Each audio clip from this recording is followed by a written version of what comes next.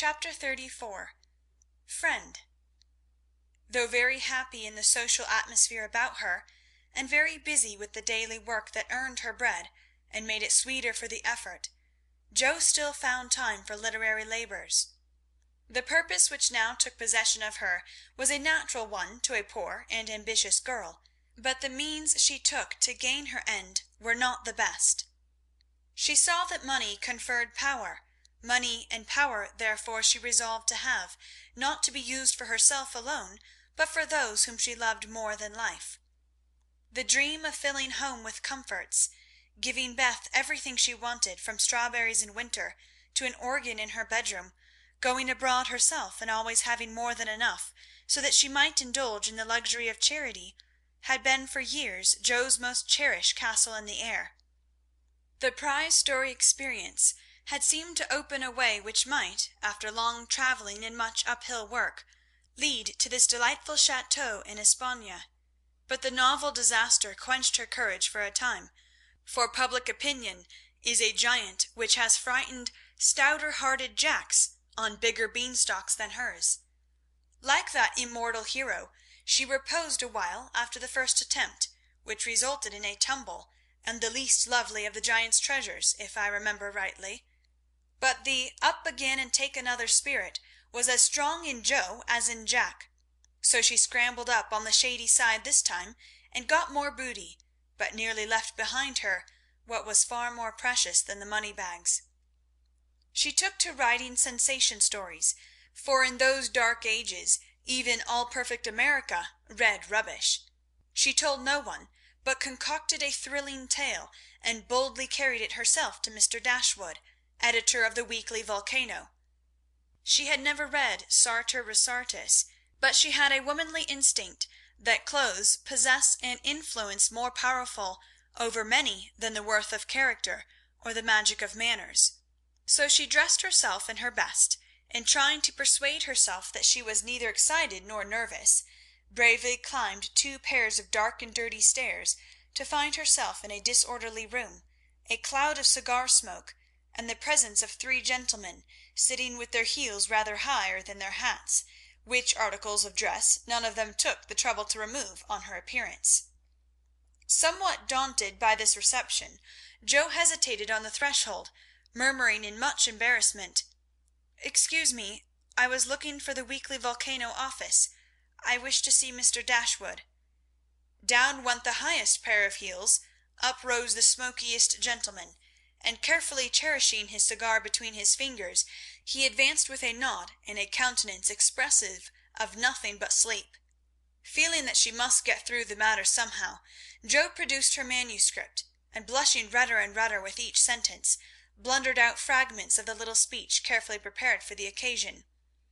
"A friend of mine desired me to offer a story, just as an experiment.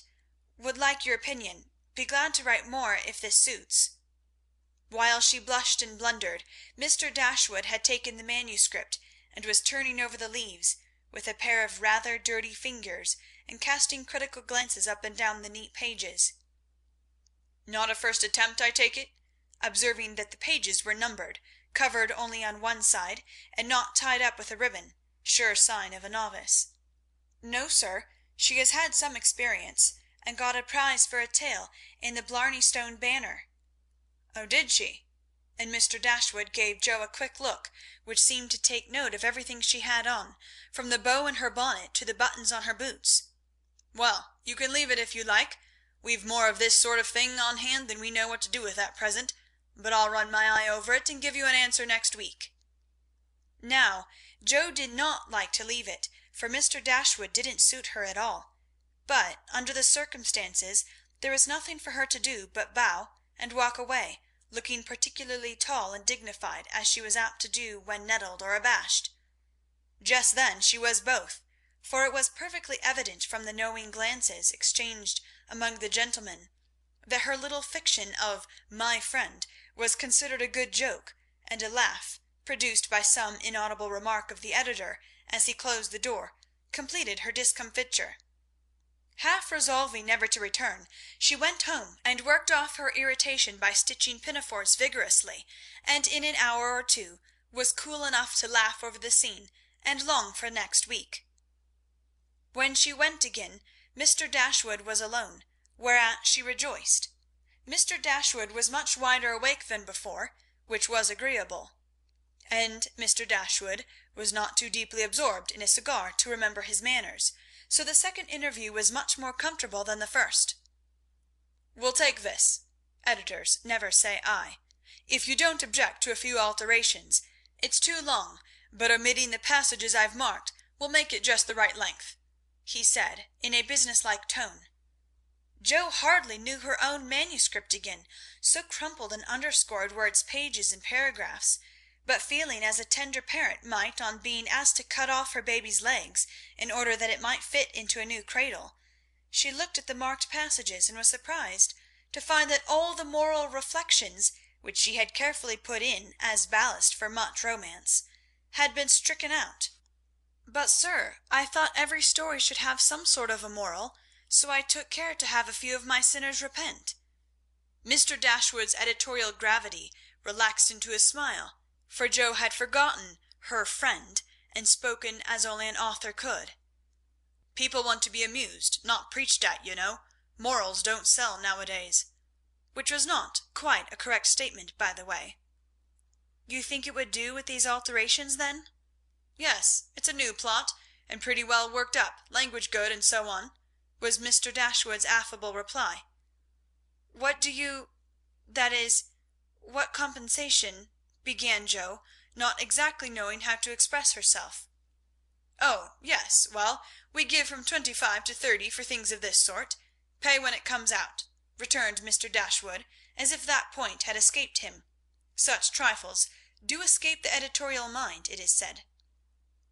"Very well, you can have it," said Jo, handing back the story with a satisfied air, for after the $1 a column work, even $25 seemed good pay. "Shall I tell my friend you will take another if she has one better than this?" asked Jo, unconscious of her little slip of the tongue, and emboldened by her success. "Well, we'll look at it. Can't promise to take it. Tell her to make it short and spicy, and never mind the moral. What name would your friend like to put on it?" in a careless tone. "None at all, if you please. She doesn't wish her name to appear, and has no nom de plume," said Jo, blushing in spite of herself. "Just as she likes, of course. The tale will be out next week. Will you call for the money, or shall I send it?" asked Mr. Dashwood, who felt a natural desire to know who his new contributor might be. "I'll call. Good morning, sir." As she departed, Mr. Dashwood put up his feet with the graceful remark, "Poor and proud, as usual, but she'll do." Following Mr. Dashwood's directions, and making Mrs. Northbury her model, Jo rashly took a plunge into the frothy sea of sensational literature. But thanks to the life-preserver thrown her by a friend, she came up again, not much the worse for her ducking. Like most young scribblers, she went abroad for her characters and scenery, and banditti, counts, gypsies, nuns, and duchesses appeared upon her stage, and played their parts with as much accuracy and spirit as could be expected.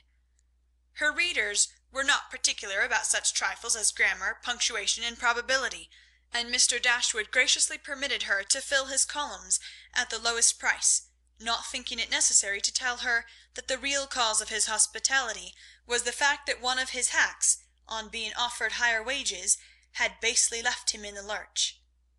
She soon became interested in her work, for her emaciated purse grew stout, and the little hoard she was making to take Beth to the mountains next summer grew slowly but surely as the weeks passed. One thing disturbed her satisfaction, and that was that she did not tell them at home. She had a feeling that father and mother would not approve, and preferred to have her own way first and beg pardon afterward. It was easy to keep her secret, for no name appeared with the stories. Mr. Dashwood had, of course, found it out very soon, but promised to be dumb, and for a wonder kept his word. She thought it would do her no harm, for she sincerely meant to write nothing of which she would be ashamed, and quieted all pricks of conscience by anticipations of the happy minute when she should show her earnings and laugh over her well-kept secret. But Mr. Dashwood rejected any but thrilling tales, and as thrills could not be produced except by harrowing up the souls of the readers, history and romance, land and sea, science and art, police records and lunatic asylums had to be ransacked for the purpose. Jo soon found that her innocent experience had given her but few glimpses of the tragic world which underlies society, so regarding it in a business light, she set about supplying her deficiencies with characteristic energy. Eager to find material for stories, and bent on making them original in plot, if not masterly in execution, she searched newspapers for accidents, incidents, and crimes. She excited the suspicions of public librarians by asking for works on poisons. She studied faces in the street, and characters, good, bad, and indifferent, all about her. She delved in the dust of ancient times for facts or fictions so old that they were as good as new, and introduced herself to folly, sin, and misery, as well as her limited opportunities allowed. She thought she was prospering finely, but unconsciously she was beginning to desecrate some of the womanliest attributes of a woman's character. She was living in bad society, and, imaginary though it was, its influence affected her, for she was feeding heart and fancy on dangerous and unsubstantial food, and was fast brushing the innocent bloom from her nature by a premature acquaintance with the darker side of life, which comes soon enough to all of us.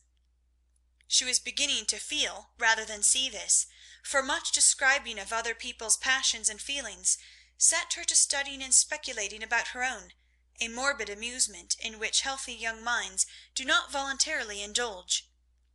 Wrongdoing always brings its own punishment, and when Jo most needed hers, she got it.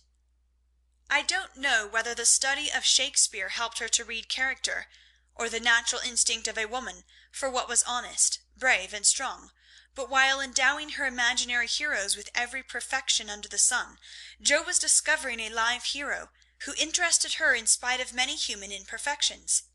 Mr. Bear, in one of their conversations, had advised her to study simple, true, and lovely characters, wherever she found them, as good training for a writer. Jo took him at his word, for she coolly turned round and studied him, a proceeding which would have much surprised him had he known it, for the worthy professor was very humble in his own conceit. Why everybody liked him was what puzzled Jo at first. He was neither rich nor great, young nor handsome, in no respect what is called fascinating, imposing, or brilliant, and yet he was as attractive as a genial fire, and people seemed to gather about him as naturally as about a warm hearth. He was poor, yet always appeared to be giving something away, a stranger, yet everyone was his friend, no longer young, but as happy-hearted as a boy, plain and peculiar, yet his face looked beautiful to many, and his oddities were freely forgiven for his sake.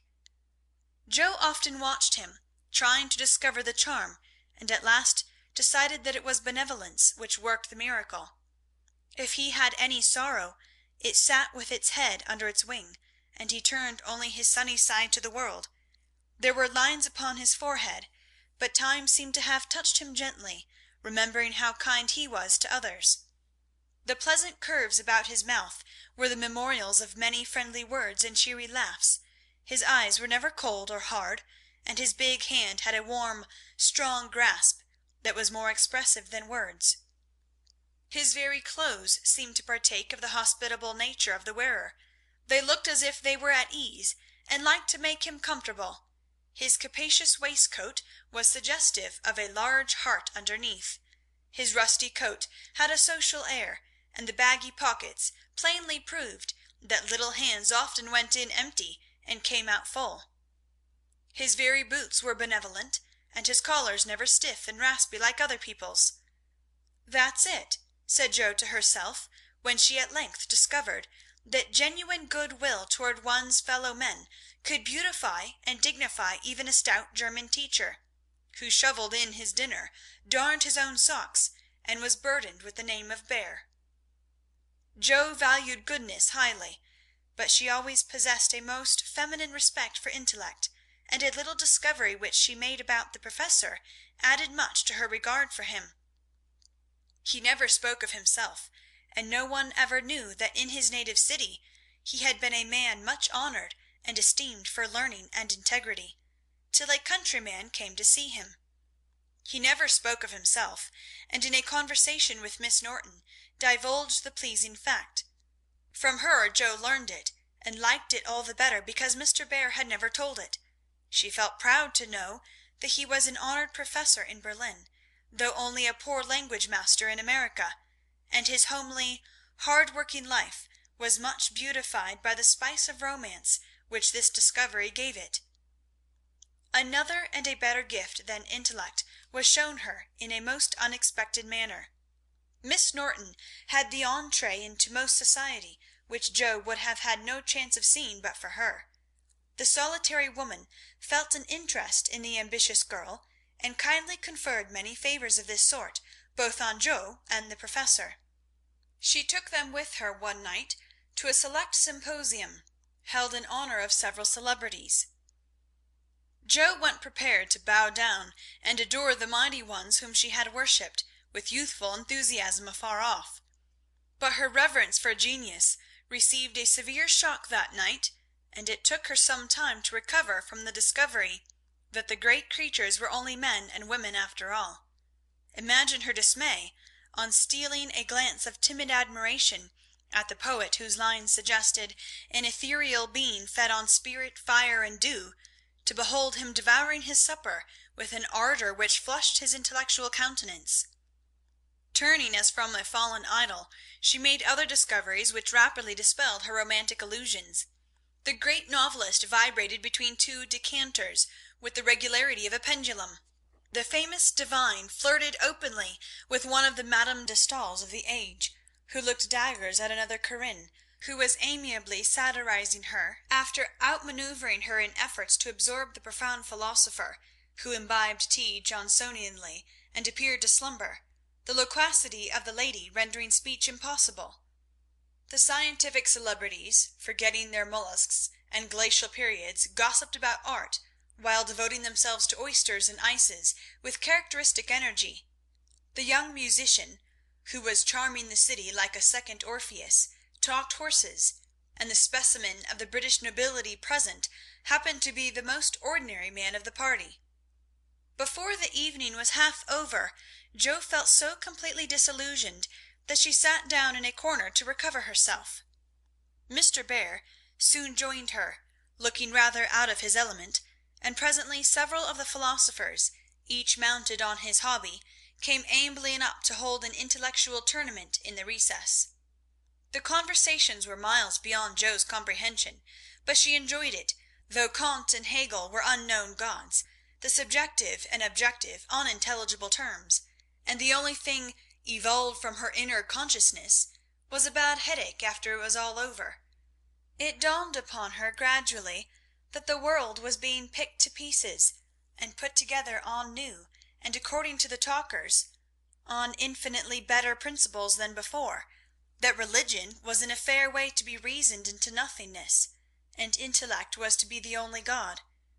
Jo knew nothing about philosophy or metaphysics of any sort, but a curious excitement, half pleasurable, half painful, came over her as she listened, with a sense of being turned adrift into time and space, like a young balloon out on a holiday.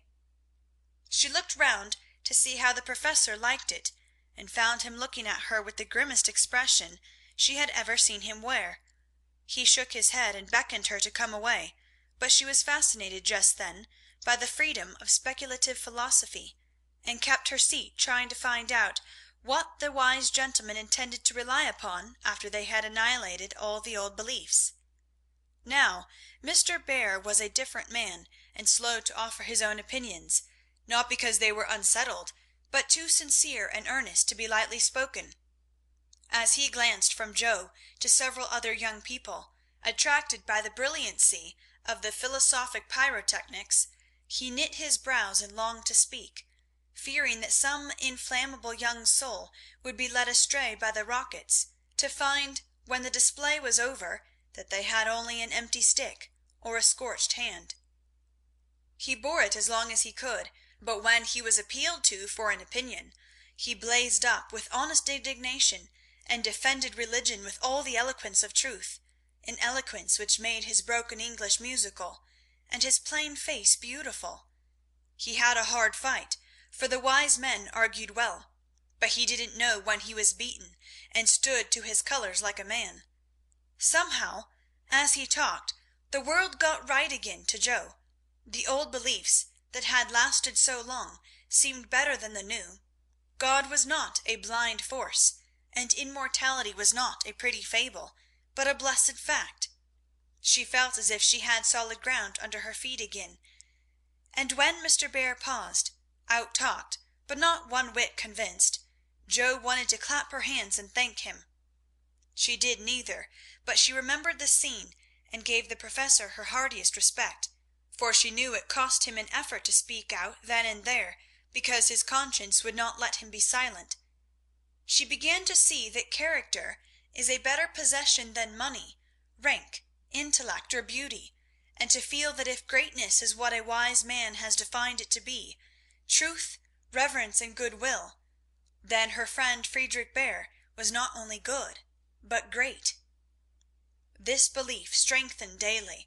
She valued his esteem, she coveted his respect, she wanted to be worthy of his friendship, and just when the wish was sincerest, she came near to losing everything.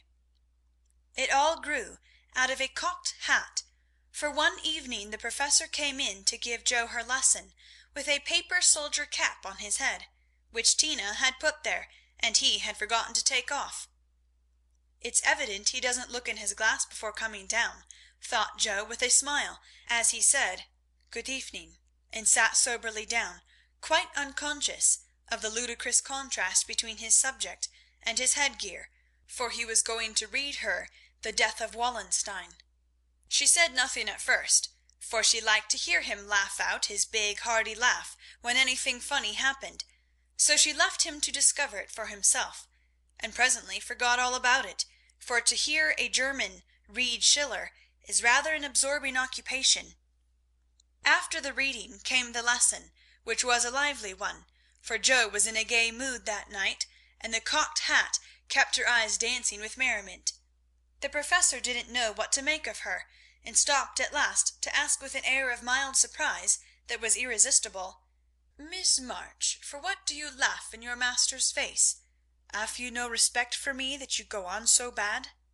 "How can I be respectful, sir, when you forget to take your hat off?" said Jo.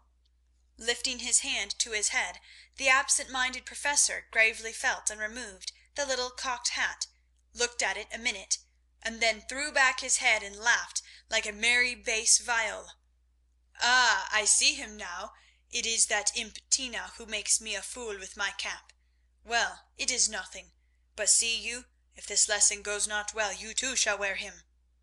But the lesson did not go at all for a few minutes, because Mr. Bear caught sight of a picture on the hat, and unfolding it, said with great disgust, "I wish these papers did not come in the house. They are not for children to see, nor young people to read. It is not well, and I have no patience with those who make this harm." Jo glanced at the sheet, and saw a pleasing illustration composed of a lunatic, a corpse, a villain, and a viper. She did not like it, but the impulse that made her turn it over was not one of displeasure but fear, because for a minute she fancied the paper was the volcano. It was not, however, and her panic subsided as she remembered that even if it had been, and one of her own tales in it, there would have been no name to betray her. She had betrayed herself, however, by a look and a blush, for though an absent man, the professor saw a good deal more than people fancied.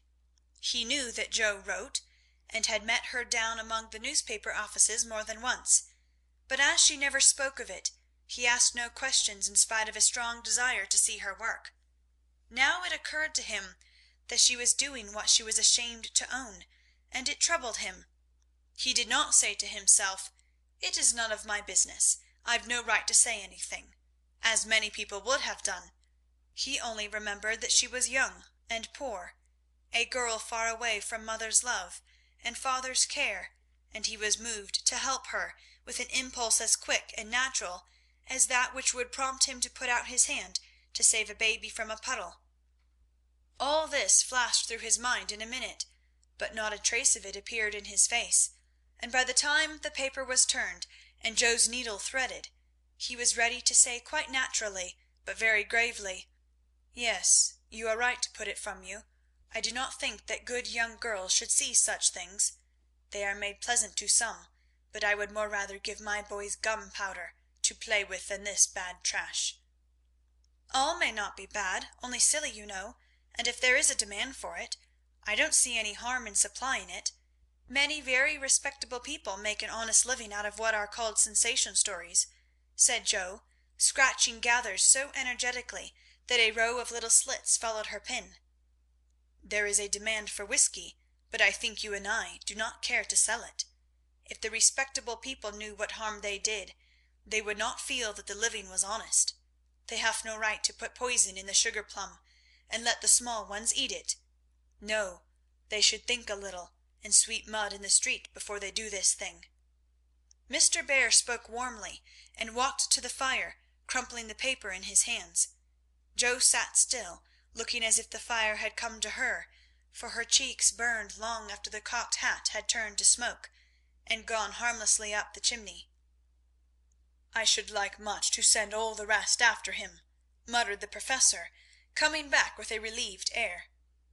Joe thought what a blaze her pile of papers upstairs would make, and her hard-earned money lay rather heavily on her conscience at that minute.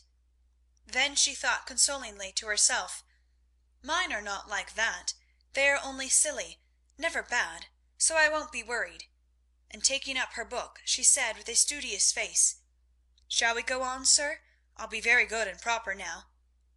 "I shall hope so," was all he said, but he meant more than she imagined, and the grave, kind look he gave her made her feel as if the words "weakly volcano" were printed in large type on her forehead. As soon as she went to her room, she got out her papers and carefully reread every one of her stories. Being a little short-sighted, Mr. Bear sometimes used eye-glasses, and Joe had tried them once, smiling to see how they magnified the fine print of her book. Now she seemed to have on the Professor's mental or moral spectacles also, for the faults of these poor stories glared at her dreadfully and filled her with dismay. "They are trash, and will soon be worse trash if I go on, for each is more sensational than the last. I've gone blindly on, hurting myself and other people for the sake of money. I know it's so, for I can't read this stuff in sober earnest without being horribly ashamed of it, and what should I do if they were seen at home, or Mr. Bear got hold of them?" Joe turned hot at the bare idea, and stuffed the whole bundle into her stove, nearly setting the chimney afire with the blaze. "Yes, that's the best place for such inflammable nonsense. I'd better burn the house down, I suppose, than let other people blow themselves up with my gunpowder," she thought as she watched the demon of Jura whisk away, a little black cinder with fiery eyes. But when nothing remained of all her 3 months' work except a heap of ashes and the money in her lap, Joe looked sober as she sat on the floor, wondering what she ought to do about her wages. "I think I haven't done much harm yet, and may keep this to pay for my time," she said, after a long meditation, adding impatiently, "I almost wish I hadn't any conscience. It's so inconvenient. If I didn't care about doing right, and didn't feel uncomfortable when doing wrong, I should get on capitally. I can't help wishing sometimes that mother and father hadn't been so particular about such things." "Ah, Joe, instead of wishing that, thank God that father and mother were particular, and pity from your heart those who have no such guardians to hedge them round with principles which may seem like prison walls to impatient youth, but which will prove such foundations to build character upon in womanhood." Joe wrote no more sensational stories, deciding that the money did not pay for her share of the sensation, but going to the other extreme, as is the way with people of her stamp, she took a course of Mrs. Sherwood, Miss Edgeworth, and Hannah More, and then produced a tale which might have been more properly called an essay or a sermon, so intensely moral was it. She had her doubts about it from the beginning, for her lively fancy and girlish romance felt as ill at ease in the new style as she would have done masquerading in the stiff and cumbrous costume of the last century. She sent this didactic gem to several markets, but it found no purchaser, and she was inclined to agree with Mr. Dashwood that morals didn't sell. Then she tried a child's story, which she could easily have disposed of if she had not been mercenary enough to demand filthy lucre for it. The only person who offered enough to make it worth her while to try juvenile literature was a worthy gentleman, who felt it his mission to convert all the world to his particular belief. But much as she liked to write for children, Jo could not consent to depict all her naughty boys as being eaten by bears or tossed by mad bulls because they did not go to a particular Sabbath school, nor all the good infants who did go, as rewarded by every kind of bliss, from gilded gingerbread to escorts of angels when they departed this life with psalms or sermons on their lisping tongues. So nothing came of these trials, and Jo corked up her inkstand and said in a fit of very wholesome humility, "I don't know anything. I'll wait until I do before I try again, and meantime sweep mud in the street if I can't do better. That's honest at least." Which decision proved that her second tumble down the beanstalk had done her some good. While these internal resolutions were going on, her external life had been as busy and uneventful as usual, and if she sometimes looked serious or a little sad, no one observed it but Professor Bhaer. He did it so quietly that Jo never knew he was watching to see if she would accept and profit by his reproof. But she stood the test, and he was satisfied, for though no words passed between them, he knew that she had given up writing. Not only did he guess it by the fact that the second finger of her right hand was no longer inky, but she spent her evenings downstairs now, was met no more among newspaper offices, and studied with a dogged patience which assured him that she was bent on occupying her mind with something useful, if not pleasant. He helped her in many ways, proving himself a true friend, and Jo was happy, for while her pen lay idle, she was learning other lessons besides German, and laying a foundation for the sensation story of her own life. It was a pleasant winter, and a long one, for she did not leave Mrs. Kirke till June. Every one seemed sorry when the time came. The children were inconsolable, and Mr. Bhaer's hair stuck straight up all over his head, for he always rumpled it wildly when disturbed in mind. "Going home? Ah, you are happy that you have a home to go in," he said, when she told him, and sat silently pulling his beard in the corner while she held a little levee on that last evening. She was going early, so she bade them all good-bye overnight, and when his turn came she said warmly, "Now, sir, you won't forget to come and see us if you ever travel our way, will you? I'll never forgive you if you do, for I want them all to know my friend." "Do you? Shall I come?" he asked, looking down at her with an eager expression which she did not see. "Yes, come next month. Laurie graduates then, and you'd enjoy commencement as something new." "That is your best friend of whom you speak?" he said in an altered tone. "Yes, my boy Teddy. I'm very proud of him, and should like you to see him." Jo looked up then, quite unconscious of anything but her own pleasure in the prospect of showing them to one another. Something in Mr. Bhaer's face suddenly recalled the fact that she might find Laurie more than a best friend, and simply because she particularly wished not to look as if anything was the matter, she involuntarily began to blush, and the more she tried not to, the redder she grew. If it had not been for Tina on her knee, she didn't know what would have become of her. Fortunately the child was moved to hug her, so she managed to hide her face an instant, hoping the Professor did not see it.